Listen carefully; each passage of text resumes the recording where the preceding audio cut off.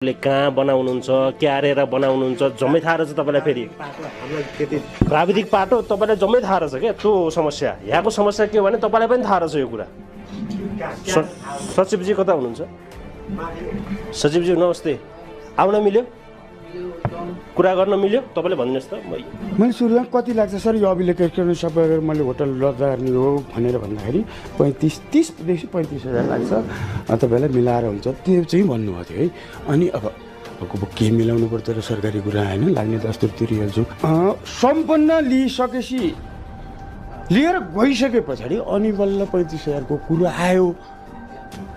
अनि यो मैले बुझिनँ। अनि उहाँले यो 25,000सम्मलाई 35,000 भन्नुहुन्थ्यो पहिला अनि 25,000 लिएर आउनु। आज कहाँ जानुभयो अघि 11 बजेतिर घरमा जानुभएको थियो अनि लागि पैसा थिएन मसँग मैले दाइलाई पैसा मगाएर ल्याएर भनेर अनि अहिले लिएर आएको।